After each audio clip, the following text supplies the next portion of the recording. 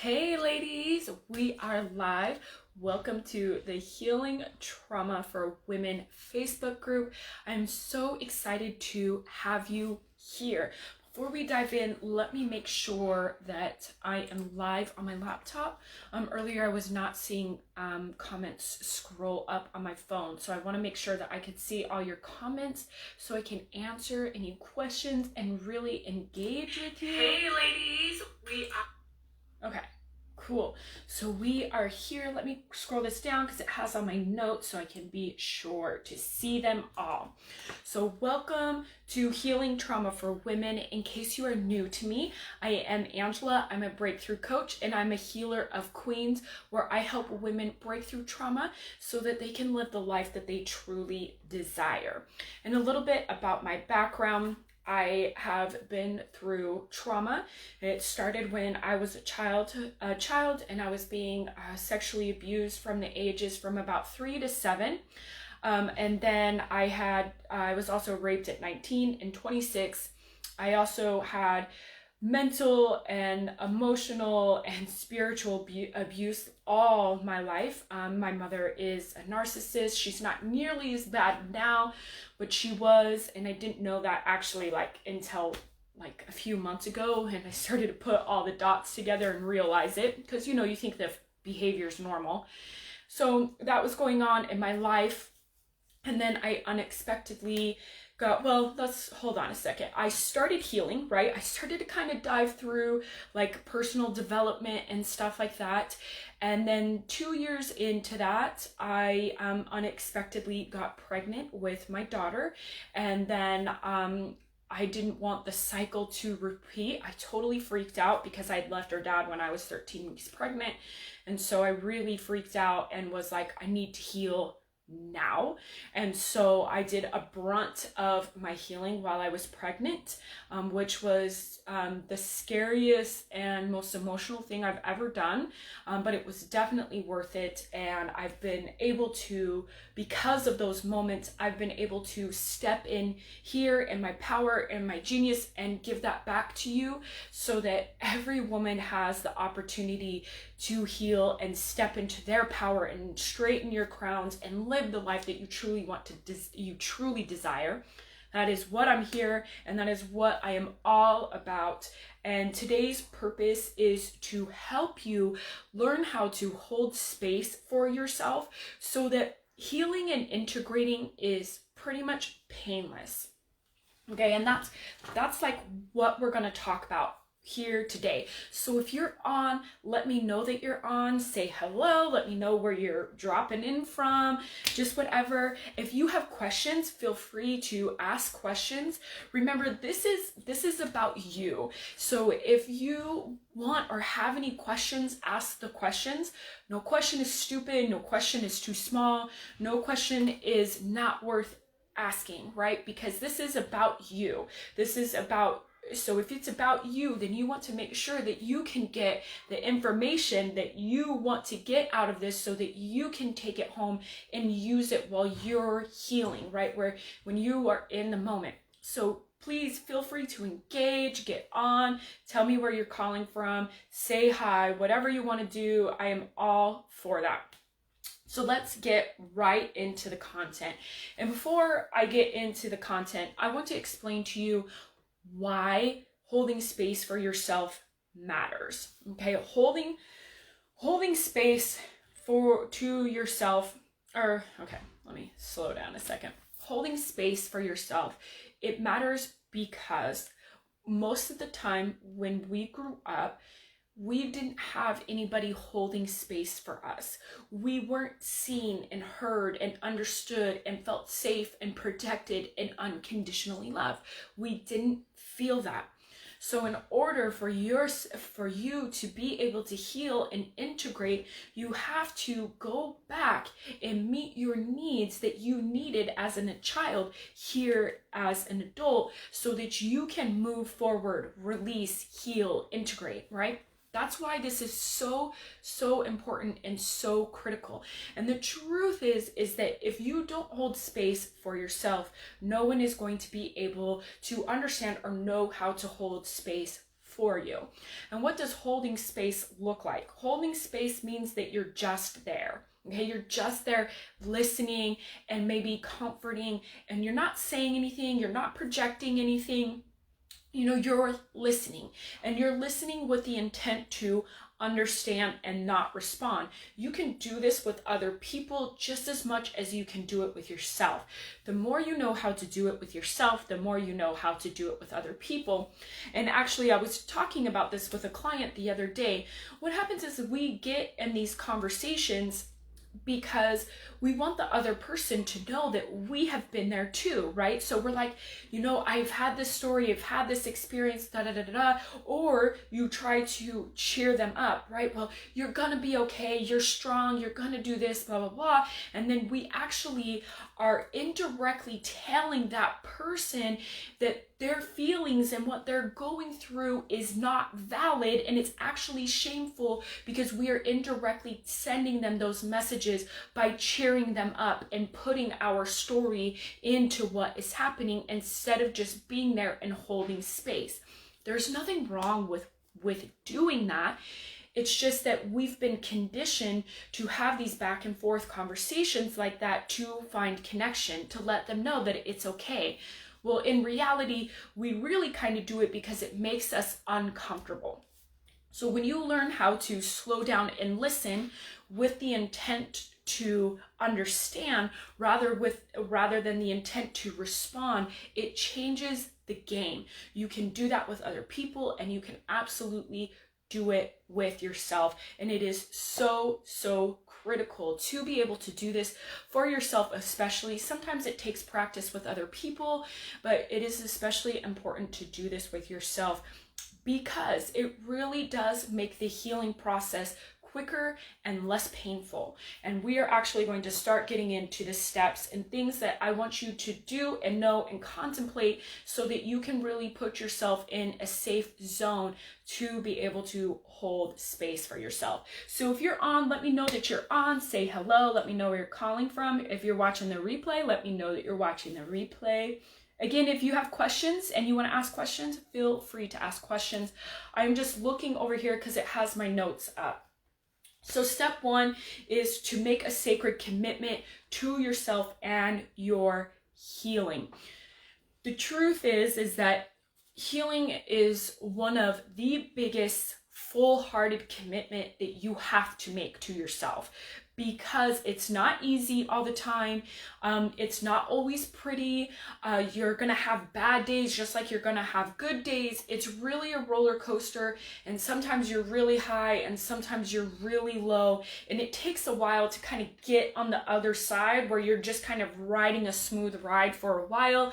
And even when you are riding a smooth ride for a while, there's going to be bumps in the roads. That's just the reality of it. It's all part of the process.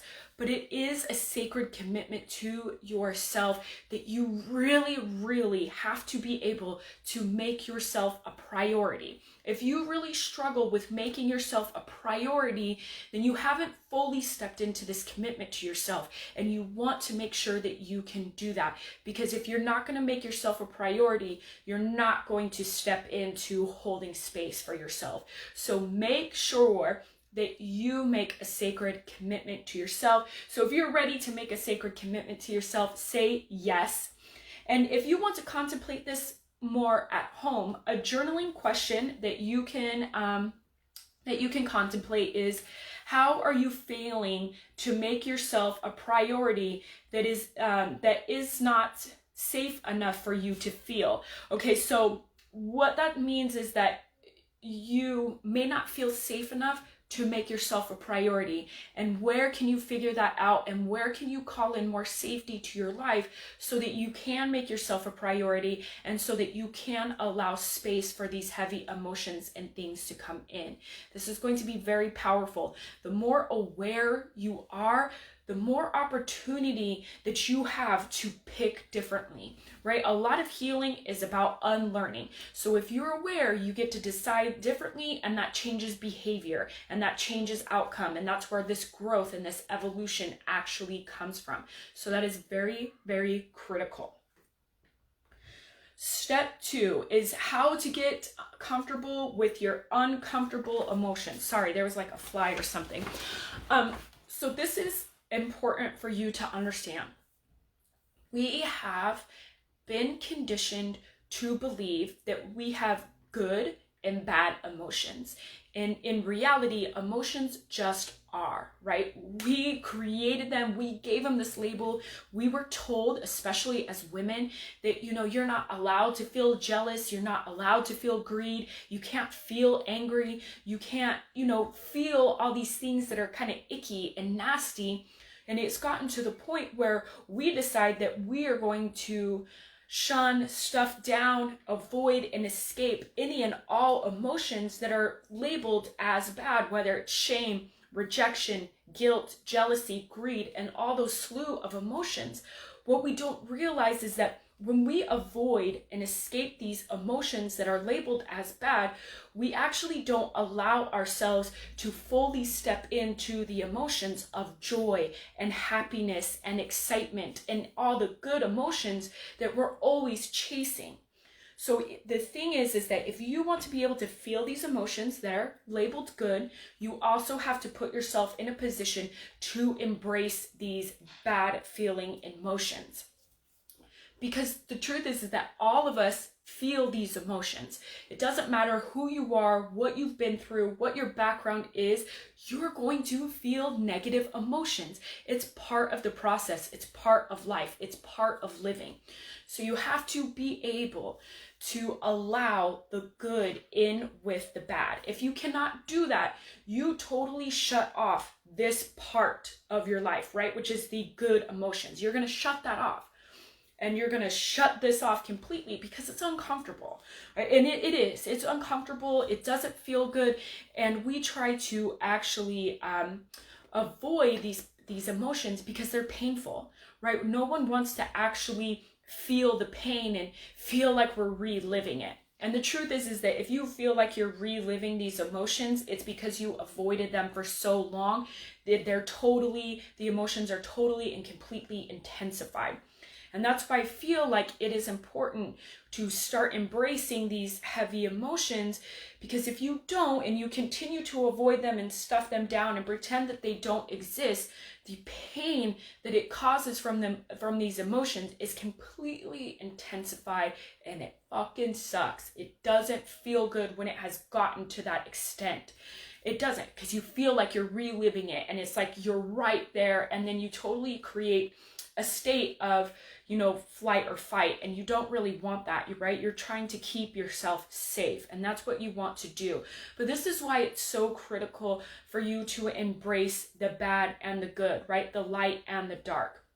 You want to get comfortable with your uncomfortable emotions. It will be so powerful for you. You cannot run around and heal and really be on this journey if you don't embrace these bad emotions. I don't care what anybody else is saying. You cannot bypass these emotions and think that you're healing and integrating your life, okay? Because the reality is that it's not always good vibes. I don't know where that came from, but that's the biggest load of BS I've ever heard. And I want everybody to know that no matter how healed you are going to have days where you have these heavy emotions and they're just there, right? And it's about being able to hold space for yourself so that you can let them run their cycle as quickly as possible and as painless as possible.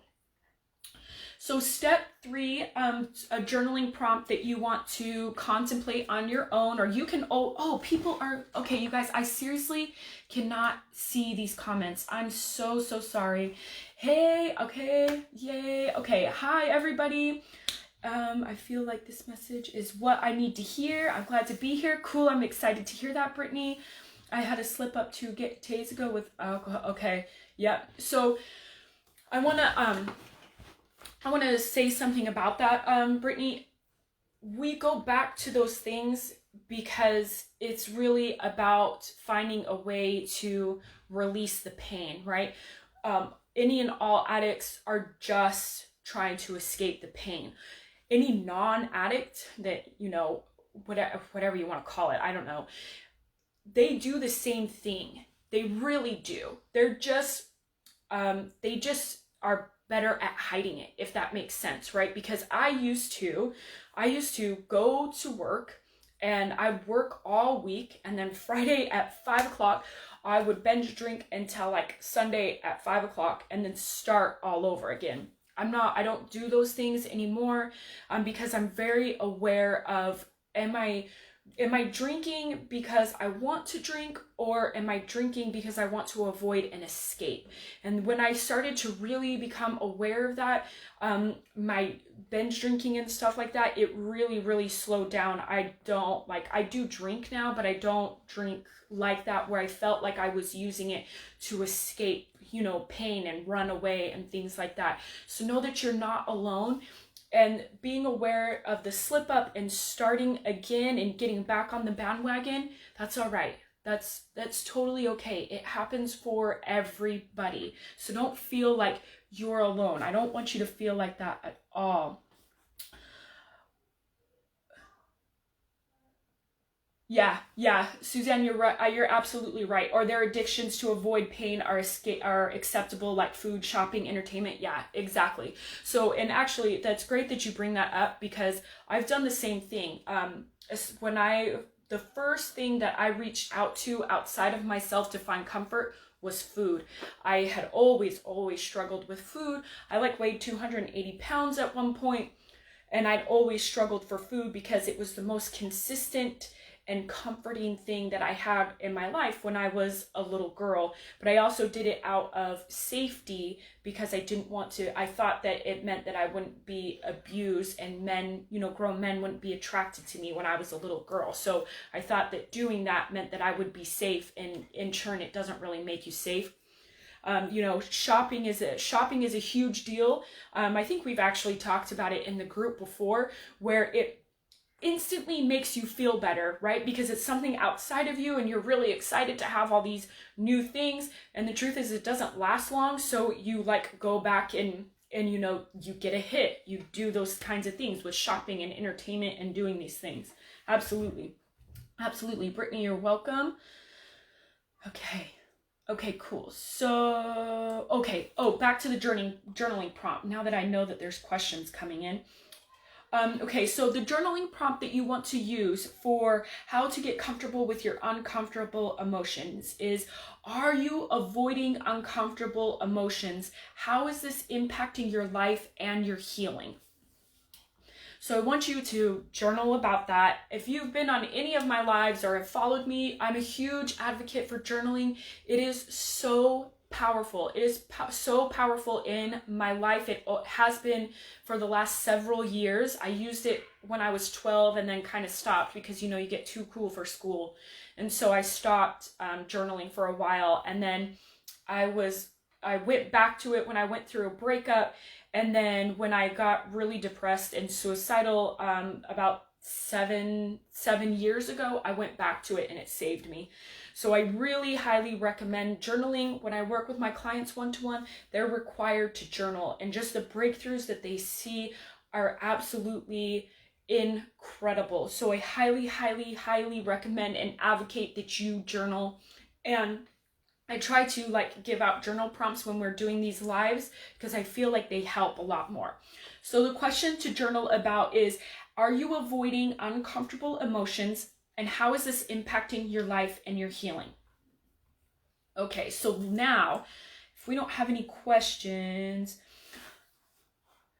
I used to journal all the time throughout my life and haven't in forever. I need to know. I need to. It does help a lot, and it does help a lot because to me it provides three things, and I teach a lot about this. Is it provides clarity, right? Clarity of your thoughts, because a lot of us have crazy spinning thoughts running around in our head. It's part of being a trauma survivor, and it's also part of being human. So it kind of clears up your thoughts. It creates self-connection. That just means that you're connecting back to yourself and your heart and your core, which is really what you're trying to get after, because your heart is so blocked and guarded. It's helping you break down those walls so that you can connect back to yourself. And it also provides a place for safe self-expression. A lot of us don't speak up about anything because we're afraid of rejection. We're afraid of abandonment. We're afraid of being vulnerable. And we also don't want to have any confrontation with people. Well, when you journal, it's this safe place where you can say whatever you want, even the things that you don't want to think or say, you can put that stuff in a journal. And especially, we all have those crazy days or want to say these things to our partners or friends, and we don't feel like we can say those things. And sometimes it's unnecessary to say those things to people, and you can put it all in a journal, and it totally creates this safety so that you can express yourself in a way that you may not feel like you can do with other people. So, and that's why I always advocate for journaling, because it provides those three things, and it's incredibly powerful.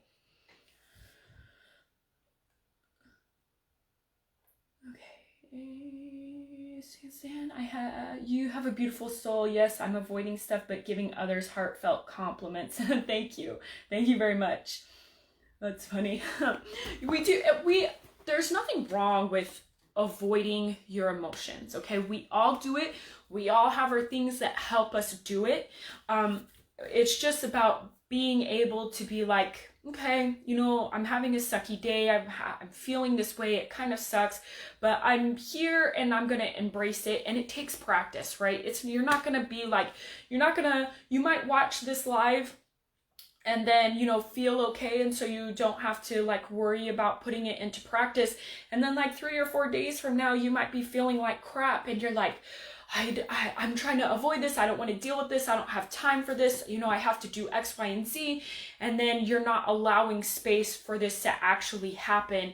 And then you're realizing by the end of the day, the emotions are more intense, or the next time you're triggered or something comes up, then it's more intense. It's definitely a practice. This is not easy. And it's not easy to get comfortable with your uncomfortable emotions at all.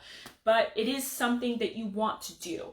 And why do you want to do it? Because again, it makes healing and integrating quicker and almost painless. I mean, you're going to feel something, but it's almost painless.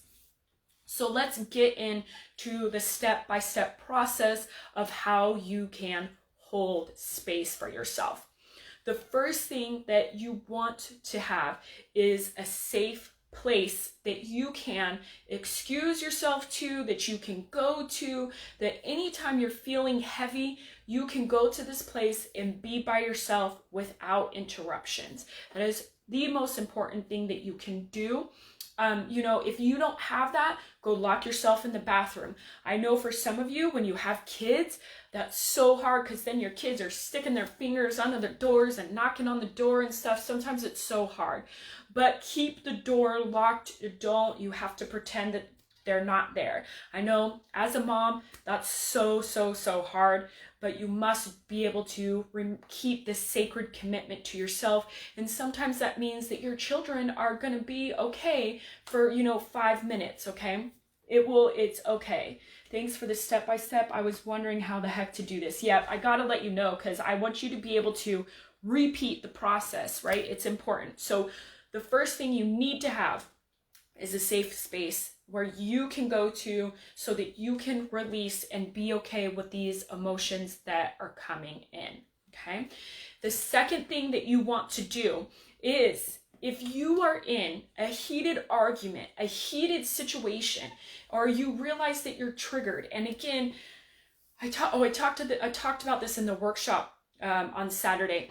You know that you are triggered because it comes pouring out of you. You start projecting it out. You're defensive, you deflect, you refuse to take any responsibility for anything that is going on, and now all of a sudden it is all the other person's fault. That is how you know that you're being triggered. You have to be aware of that, number one. And number two, when you are aware of it, you must excuse yourself to go to this sacred space that you have. That's why I recommend going to the bathroom, because sometimes it's impossible to, get to your sacred space. That's why I say go to the bathroom. You want to excuse yourself because when you are triggered, you are not going to come from a place of love, right? And a place of love just means that you went back to your heart and you can see things from both perspectives, and also understand that you were triggered. So your emotions were not necessarily, not that they weren't real or you didn't have the right to them, but they were unwarranted, right? They're explosive. They came from a past event that really has nothing to do with this event.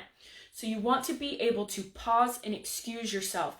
If somebody wants to say something to you, it's ridiculous, okay? They can sit in their emotions that they have going on about you excusing yourself from the situation so that you can come back and be more productive about the conversation if that's what you want to do.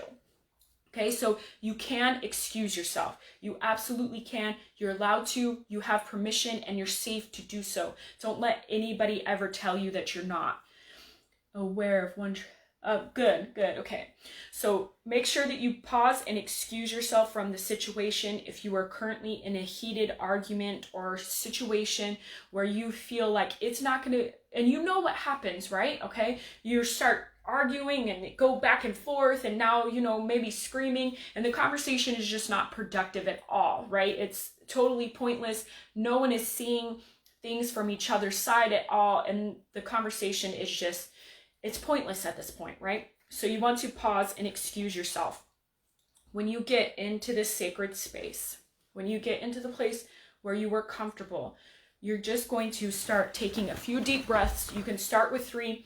And by deep breaths, they're really coming from your belly, right? They're coming all the way from your belly, and you take a deep breath in through your nose, so much so that you can almost kind of like feel your breath coming up from your belly, right? And you're going to do that 3 times. And you're going to say, this is what this feels like. This is what this feels like. And you're just going to open up your heart, and you can kind of see yourself opening up. Okay, however you want to do that, whether it's a zipper, whether it just kind of opens up, however you want, it doesn't matter. And allow yourself to feel whatever emotion that you are feeling in this moment. Totally and completely allow yourself to embrace this feeling that is currently going on. You can cry, you can get mad, and whatever is going on, it is completely and 100% okay. You can tell yourself, if you feel like you need more support, then this is what this feels like. You can say, it's safe that I'm feeling this way. It's okay that I'm feeling this way. I am here for you to feel this way. And you just let the emotions run the cycle. And I promise you, the emotion seriously leaves your body within 60 to 90 seconds, maybe 2 minutes tops. And it really does cycle out that quickly. And so that is for your in the moment triggered type of feeling. If you are just having, and I don't want to say just having, but if you are having heavy emotions and kind of like feeling like crap and you don't really understand why or what's coming in, you want to go back to that sacred space and just kind of sit there and be there. Just so you can lay down, you can sit down and tell yourself, I see you, I hear you, I understand you. It's safe for you to feel this way. You're protected, and I love you anyway. And you just really let yourself know that you are there for yourself. It is like how you would parent your child, how you would parent your child as an adult who is healing, right? You are aware that their feelings and their thoughts matter, and they need to be heard and seen and understood. And you love them anyway, no matter what is going on, right? And you want them to feel safe to express these emotions to you and have these thoughts, and they express them to you. You are going to take that same type of parenting concept, and you are going to start using it for yourself. And you can tell yourself these things. I see you, I hear you, I understand you. You're safe, you're protected, and I love you anyway. And this is how you can hold space for yourself every single time you're feeling like crap, you're triggered, whatever, so that you can let the emotions run, let their cycles completely run, and you are completely holding space for yourself so that healing and integrating is quicker and it's almost painless. In this way, it totally, completely allows you to be in this moment, right? Because when you allow yourself to be in the present moment with these emotions, you heal everything. You heal it all from the back, right? And the back means the past. And then you heal it into the future, right? Because you can do that. It totally breaks and changes cycles that may potentially be there in the future. So you heal the whole lineage, that whole line of what's going on by simply allowing yourself to be present with the emotions that are currently happening, so that you don't have to go back to your past and dig. Why did I do this? What was happening? What was the original experience? Where did this come from when I was, 6 months old or something like that? And that's really why I feel that way. Sometimes it's really hard to dig and dig and dig. So, you don't have to always go back to that moment. And sometimes it is a lot easier to go back to that moment. That's why I, give tips and I do teach that, to be able to go back to the moment, because it does take practice to be able to be present with your uncomfortable emotions and allow yourself to feel that way. But it is quicker and it is less painful if you do it this way. And sometimes, and I'm going to be very honest about it, when you are feeling like you wake up and kind of feel like crap, and you don't know where it came from or why you're feeling that way, sometimes those emotions, those take a while to let them run their cycle. So sometimes, even if you sit with it and you're like, this is what this feels like, this is what this feels like, those emotions may still feel heavy, and that's completely okay. You're going to allow yourself to feel like crap, because you are not always going to feel good. That good vibes only, spiritual bypassing stuff that they teach, it's not real, okay? It is not real. I don't care what they're telling you. It's not real, okay? You cannot spiritually bypass your way out of trauma. It's impossible. You know how sometimes some people like to bring a fight to you and cause triggers on purpose? Does healing ourselves make this stop in your experience? Yes, it does. It does, because you don't take the bait. You eventually see what it is. That actually sounds like a narcissist thing. You see the bait and you just are like, well, I'm not going to react. You just don't react to certain things. And you don't react to certain things because you are so healed and integrated. The things that used to bother you usually don't bother you anymore. So you will eventually be like, you're trying to start a fight with me. And you're just going to be like, you know what? I love you. Doesn't matter. I'm going to walk away. I'm not going to bite the bait. I'm not going to be here in the middle of this. This is not what I want to deal with. You will eventually be that way, and you're totally and completely allowed to do that. And it will start to get easier to not react and not deal with these things. Also, if people are trying to start a fight with you and trigger you on purpose, I understand that, family and things, it's complicated, and I understand that it's complex and complicated, but I mean, those people don't need to be in your life, because that is totally and completely preventing you from feeling safe so that you can heal, right? You have to have safety in your life so that you can really heal and integrate. That's going to be so, so powerful for you. So that was the step-by-step process. So you're going to make sure that you have a safe space. You're going to allow yourself to be able to excuse yourself from any heated situation. You're going to go to that safe place after you've excused yourself. This is what I feel like. This is what I feel like. And then if those emotions come out of nowhere and you're just having these heavy emotions and you're not sure what you are going to go back to your sacred space. And you are going to allow yourself to feel any way that you're feeling, and you're going to tell yourself, I'm safe, completely forgot what I was going to say.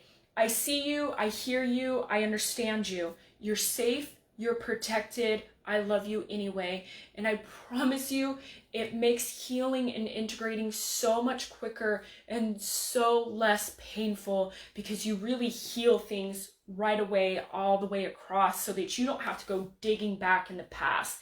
Again, this is a practice, and it is hard to stay present with your emotions, because it is easier to avoid and escape and pretend they don't exist until the emotions come in so intense you feel like you're reliving it, and it completely triggers you and sends you back for days and months and weeks and stuff like that, and you don't really want that.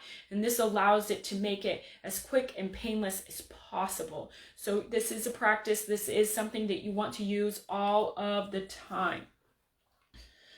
Do we have any questions or anything like that? You can feel, I've hurt many people by projecting when I'm triggered. It's the most awful feeling. It is. It's sometimes it's so hard to control, but the reason why you do that is because you're hurt. That's what it's sending you a signal. You're hurt, right? You're like, and I don't want anybody to take this offensively, but you're like a wounded animal, right? So when you're hurt and you're like a wounded animal, you're defensive, you deflect, you're trying to protect yourself. That's really all it is. It's just letting you know that you're wounded, that there's something there that needs to be healed. And so when you're aware of that and you can excuse yourself from, the situation, it's a game changer. But it's also hard to be able to be in that present moment and not project that kind of stuff onto other people. It's hard. It's a practice. It does get easier.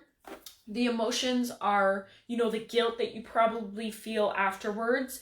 That's normal to feel that way. Also, when you get into these things and you start practicing healing and practicing being aware and really unlearning, you're gonna have setbacks with this stuff. You really are. I know that for a fact, because I would be really good at, excusing myself and responding and coming from a place of love, and there would be days where I was exploding. Actually, I'll give you an example.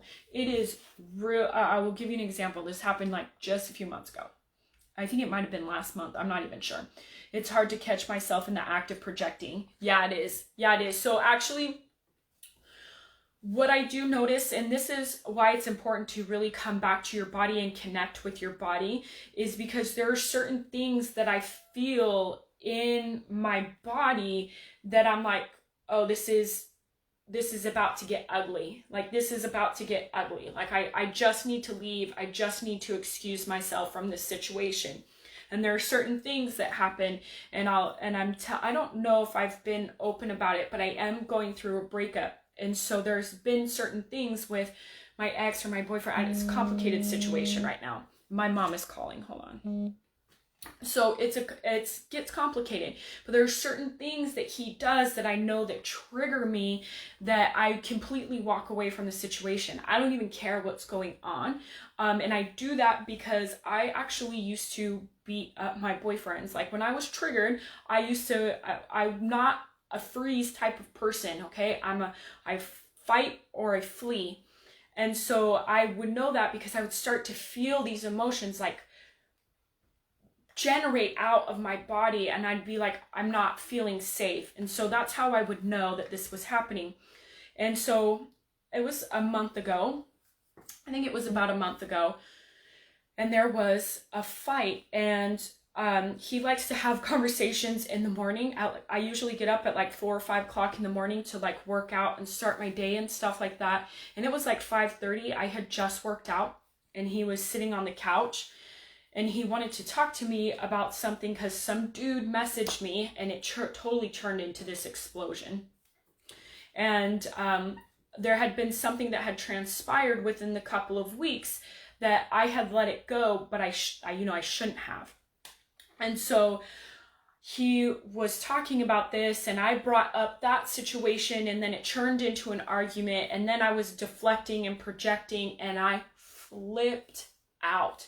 I flipped out, like screaming at the top of my lungs. I have not flipped out and screamed like this. It's been years. It's been so long. I cannot I don't even remember the last time I was like screaming and yelling like that. And when it was happening, I was like, I don't even care that I'm triggered. I knew that I was triggered. I was totally disassociated at this point. I could like see it happening and going on. And then when I finally like calmed down and came back, I was like, no, we can't do this anymore. And that's like really started like the breakup and stuff like that, because I was like, if I'm triggered to this point, it's time to get the fuck out of here, because what will happen is I'm going to start to feel unsafe, and then you're going to be unsafe because, you know, I'll really start beating you up. I know that's terrible, but I mean, that's just how I was, especially with guys. So I'm telling you that because you can go years without, you know, projecting and acting like that, and then it all of a sudden happen, right? So this is a practice. These are things that you have to really how to learn how to do, right? A lot of healing is unlearning, because we really did pick up a ton of toxic behaviors from trying to keep ourselves safe. And what happens is your mind and your ego are telling you that you need to keep yourself safe. So we're going to do these things to keep yourself safe, but it's not really actually keeping you safe. It's actually doing the complete opposite, which is so hard. It doesn't like, when you're in the middle of it, you don't realize that that's why you're doing it. You're just like, well, there were these patterns and behaviors, etc., and not understanding that sometimes those patterns and behaviors are really a creation of your own reality, because you have this belief system and these thoughts going on in your mind. So you do whatever it takes to keep yourself safe, even though it's not actually safe.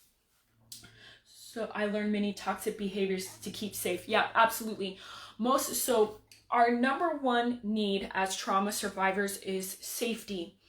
And it's because when we were younger, there was not any safety need being met, okay? Especially if it happened when you're like real young.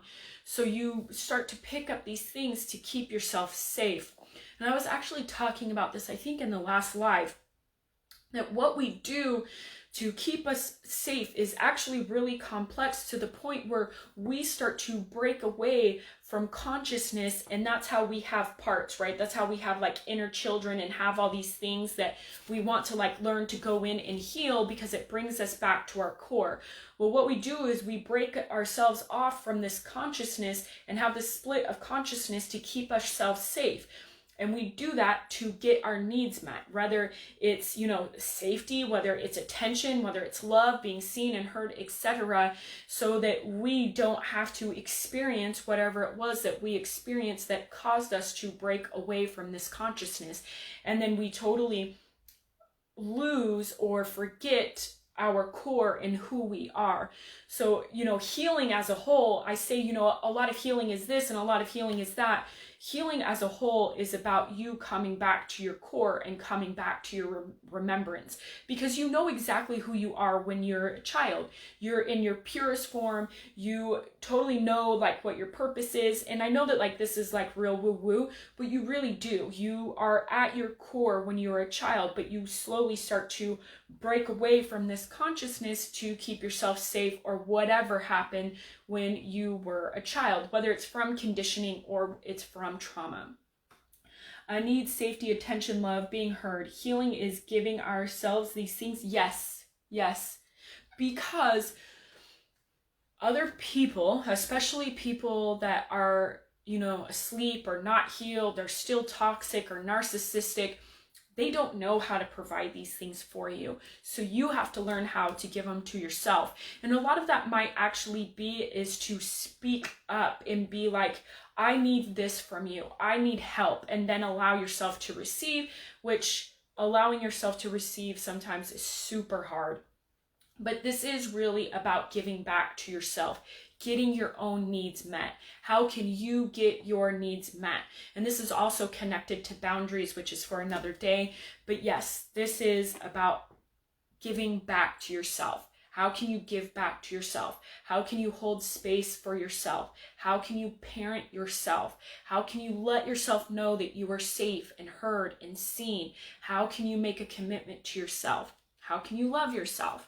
This is what it's all about. It's not woo-woo. That word triggers me, goes in the back. It is, yeah, yes, it is truth from the source. It really is. And I do believe that. Not everybody does, but so, because, you know, some of this stuff, it is far out for some people. And so I just put it out there.